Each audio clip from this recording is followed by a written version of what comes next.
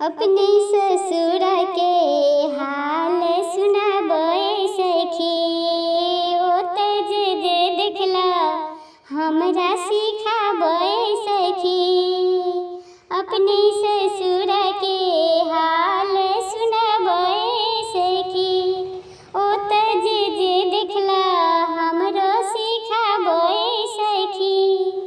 सखी हे ससुर के बोलिया मिठाई लागेला। सखी हे ससुर जी के बोलिया मिठाई लागेला। हमर सासू जी के बोलिया जहर लागेला। हमर सासू जी के बोलिया जहर लागेला। सखी हे भसुर जी के बोलिया कोयल बोलिया। सखी हे भसुर जी के बोलिया कोयल सन बोलिया। हमर गोतनी के बोलिया मिर्चा और खटाई लागेला।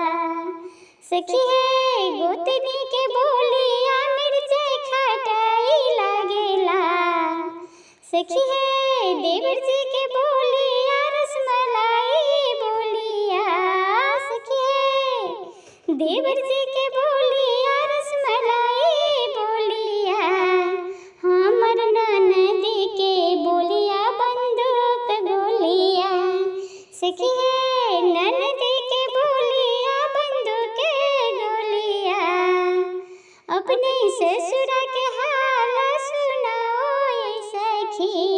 सखी हे अपने ससुर के हाल सुनाओ ये सखी। ओत जे जे देखला हमरा सिखाबो ये सखी।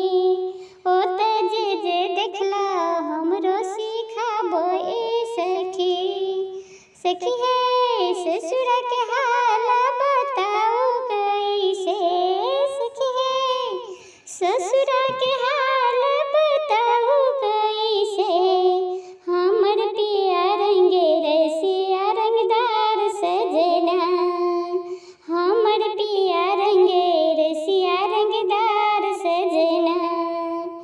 अपने ससुर के हाल बताओ ये सखी।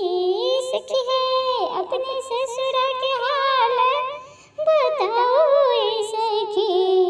ओत जे जे देखला हमरा सिखाबो ये सखी। ओत जे जे देखला हमरो सिखाबो ये सखी। हमरो सिखाबो ये सखी। हमरो सिखाबो ये सखी। अपने ससुर के हाल सुनाओ ये सखी।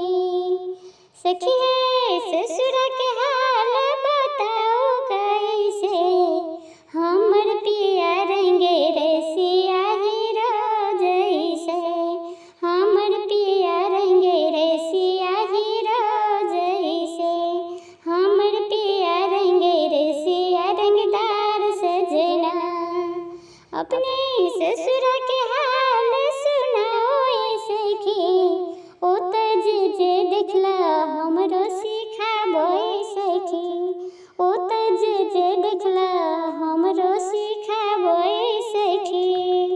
सिखाबो